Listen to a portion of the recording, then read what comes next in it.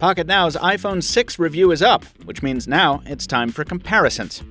You'll see Apple's latest put up against the LG G3 and HTC One M8 in Jaime Rivera's face-offs coming later in the week. But first, it's time to put the new iPhone up against the other new iPhone. I'm Michael Fisher with Pocketnow, and this is iPhone 6 versus iPhone 6 Plus.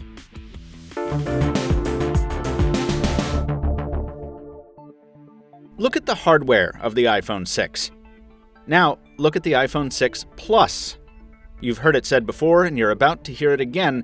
It's the exact same thing at different sizes. If you stuck a straw into the iPhone 6 and blew as hard as you could, and we all lived in a kooky cartoon world, you'd end up with the 6 Plus. For our full impressions on this larger iPhone, check out Taylor Martin's video review. For my part, I'll say that the iPhone 6 feels like a natural extension of the iPhone family, while the 6 Plus feels a little like it's trying too hard to fit in with the supersized Androids that prompted its existence. From one-handed usability to pocketability, the iPhone 6 works better for me.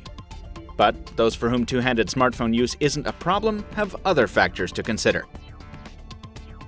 Factors like how iOS 8 works on the 5.5-inch display relative to the 4.7-inch panel on the smaller phone. Scaling problems in apps are more apparent on the iPhone 6 Plus, with text often pixelized or just off. Like many of its large-screened competitors, iOS also fails to properly leverage the 6 Plus's added screen size. There's no persistent number row on the Plus's keyboard. And there's also no dual-window multitasking, as on Samsung and LG phones, no Snap, as on Microsoft tablets. But then again, most of those features are just as absent on Apple's tablets, which people continue to buy in droves. So if your goal in picking up an iPhone 6 Plus is to replace a tablet, there are features here that the iPhone 6 doesn't have, like a landscape-oriented springboard and tablet-style panels that use screen space a little more efficiently. The keyboard has also been widened in landscape to include additional functionality. Still no numeric key row at the top, but maybe that's a blessing considering how little actual screen space you have when the keyboard is deployed in landscape. Hopefully, Apple will be able to implement bug fixes a little more smoothly going forward than it did last week, because performance updates are definitely needed for a smoother Plus experience versus the 6.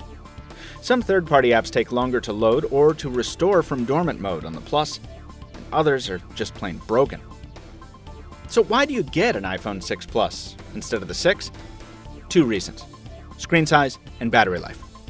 The bigger screen might not be used to the fullest in the interface, but just like with other underused large screens like on the Lumia 1520, for media consumption, it's definitely the better choice.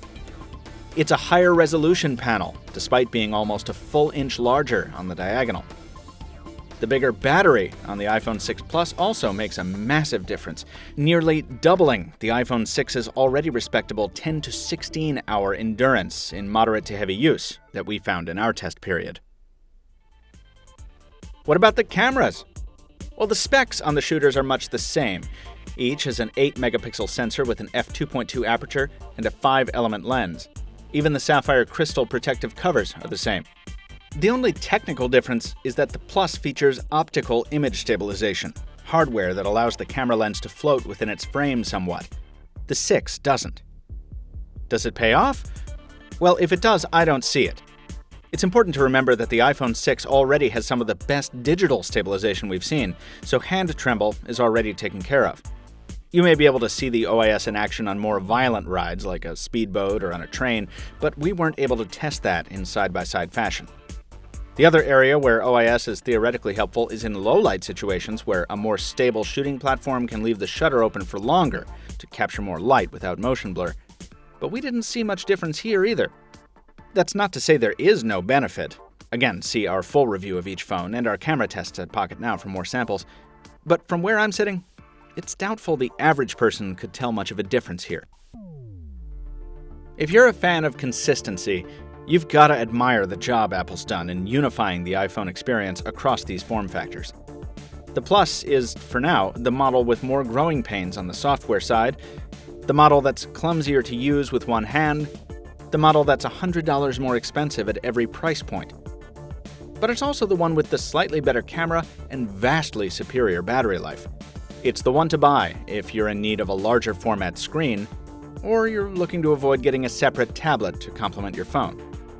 For those who instead are looking for the modern-day iPhone experience in the truest sense, in my view, the conventional iPhone is the better buy. Don't forget to check out our full review of the iPhone 6, available now at Pocketnow and linked in the description below, and see all our iPhone 6 and 6 Plus coverage here on our YouTube channel page, to which you should subscribe if you haven't already. Till next time, this has been Michael Fisher, Captain Two Phones on Twitter, reminding you that a plus in one place doesn't always mean a minus in the other. We'll see you next time.